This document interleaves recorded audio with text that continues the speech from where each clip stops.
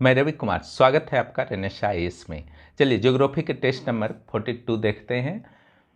और जो भी इस चैनल पर नए हैं, चैनल को सब्सक्राइब करें और चैनल की मेंबरशिप प्राप्त करें। वहाँ पर सारे पीडीएफ जितने भी टेस्ट हुए हैं प्राप्त होंगे। उसके अलावा जेपीएससी मेंस से संबंधित प्रैक्टिस और एक्स्ट्रा गाइडेंस भी प्राप्त होंगे। चलिए देखिए, पहला जो प्रश्न है, झारखंड की नदियां एवं उसके उद्गम स्थल में कौन सहित सुमेलित नहीं है। तो यहाँ पर सीधे सीधे आप आ जाइए। अजय नदी जो है पारसनाथ की पहाड़ी से संभावना ही नहीं है, काफ़ी दूर है अजय नदी। ये मुंगेर की पहाड़ी से यानी कि बिहार से ये इसका उद्गम है। कौन सी नदी झारखंड के कोल्हान एवं उड़ीसा के क्वेंझर के बीच सीमा रेखा बनाती है। तो यह बैतरनी नदी होगा, क्योंकि रोरो नदी, देव नदी, कोयना नदी ये सब अलग अलग क्षेत्रों में है। बैतरनी नदी जो है झारखंड और उड़ीसा के बीच सीमा रेखा निर्माण करती है। किस नदी के किनारे असुर सभ्यता के अवशेष पाए जाते हैं। तो देखिए, तजना नदी जो है काफ़ी प्रसिद्ध है, ठीक है, जहाँ पर असुर सभ्यता के अवशेष पाए जाते हैं। और कांची नदी तो स्वर्ण रेखा की सहायक है। और जहाँ तक तजना नदी की बात है, मुहाने नदी की बात है, तो फल्गु की सहायक है। और तिलैया जो है कोडरमा में प्रवाहित होती है, ठीक है। झारखंड का सबसे ऊंचा जलप्रपात निम्न में से किस नदी पर अवस्थित है। तो यह बूढ़ा घाघ है, ठीक है। बूढ़ा घाघ नदी का भी नाम है, जलप्रपात का भी नाम है। और अमानत नदी तो जो है आपका उत्तरी कोयल की सहायक नदी है। अगला ये गंगा नदी साहेबगंज से प्रवाहित होते हुए झारखंड में कितने किलोमीटर तक बहती है। तो ये देखिए 80 किलोमीटर तक झारखंड में प्रवाह है। ये भी बहुत इंपॉर्टेंट प्रश्न बन सकता है आपके लिए। दुमका जिला को गोड्डा और पाकुड़ जिला से किस नदी के द्वारा अलग किया जाता है।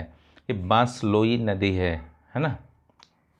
दुमका गोड्डा और पाकुड़ से अलग होता है, ठीक है।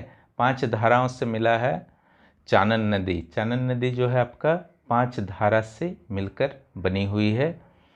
और गुमानी नदी जो है झारखंड की सीमा में थोड़ी बहुत बहती है और गंगा में जा कर के मिल जाती है। 7 नंबर आई, अत्यधिक प्रदूषण के कारण झारखंड की किस नदी को मृत नदी के नाम से भी जाना जाता है, ठीक है। यह दामोदर नदी इसका उत्तर होगा। भारत के कुल वन संसाधन में झारखंड के वन की कितने प्रतिशत की हिस्सेदारी है। भारत के कुल वन संसाधन में झारखंड का वन संसाधन तो ये 3.5% होगा। एक क्षेत्रफल वाला भी करना है आपको और एक जनसंख्या वाला परसेंटेज भी करना है और एक वन संसाधन वाला भी कर सकते हैं। झारखंड के वन और उसके प्रतिशत के आधार पर निम्न में कौन सुमेलित नहीं है, है ना। कौन सुमेलित नहीं है, तो ये सुरक्षित वन जो होगा लगभग 18% है, इसीलिए यह सुमेलित नहीं है। चलिए 10 नंबर आइए, निम्न मानचित्र को देखकर बताएं कि इन क्षेत्रों में किस प्रकार के वन पाए जाते हैं। तो इसका जो उत्तर होगा उष्णकटिबंधीय आर्द्र पतझड़ वन। आगे आइए, उष्णकटिबंधीय आर्द्र पतझड़ वन के संबंध में क्या गलत है।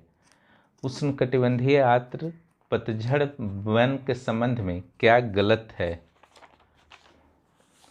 तो यहाँ पर सारे ऑप्शंस, जब लंबे लंबे ऑप्शंस रहेंगे तो आपको अच्छी तरह से पढ़ना है। और इस वन का उत्तम उदाहरण हजारीबाग का वन है।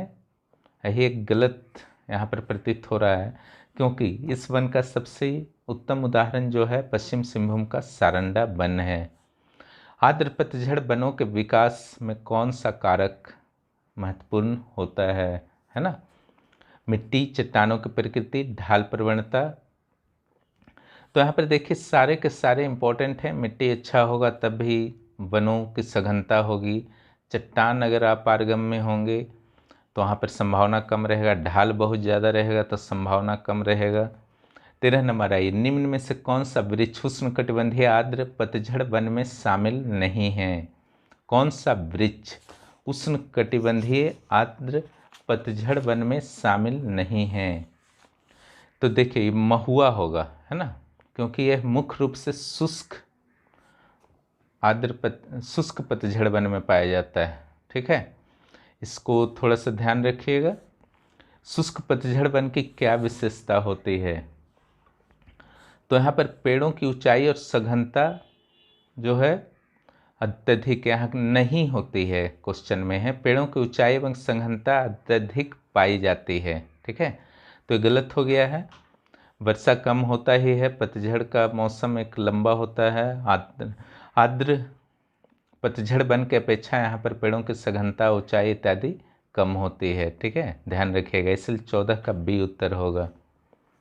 अगला जो प्रश्न है, निम्न में से कौन सा वृक्ष शुष्क पतझड़ वन का है? ठीक है, खैर पलाश और अम्लतास, आसन, अबनूस, ये सारे के सारे जो हैं शुष्क पतझड़ में मुख्य रूप से पाए जाते हैं।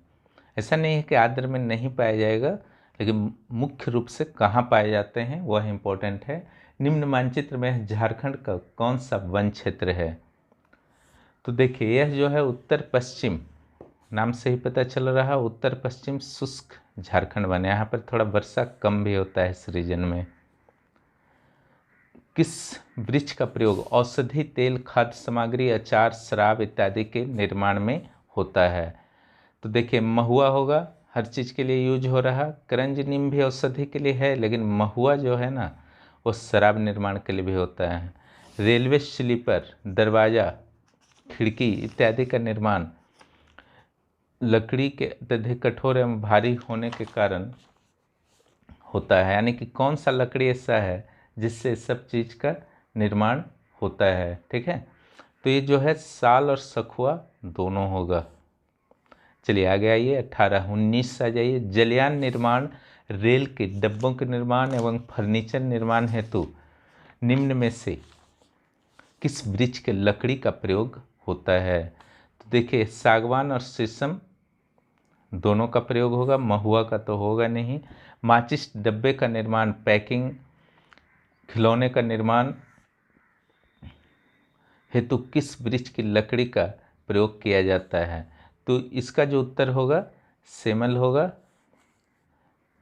और इसके बाद जो आपका है आंसर, ठीक है, देखिए 20 का आंसर जो है आप लोग थोड़ा सा सुधार लेंगे, यहाँ पर बी कर दीजिएगा, है ना। जो भी इस चैनल पर नए हैं चैनल को सब्सक्राइब कीजिए और चैनल की मेंबरशिप प्राप्त करें। अगर आप मुझसे डायरेक्ट जुड़ना चाहते हैं 9661163344 पर आप कॉल भी कर सकते हैं आवश्यक जानकारी के लिए। वीडियो देखने के लिए बहुत बहुत धन्यवाद। फिर मिलते हैं अगले वीडियो में।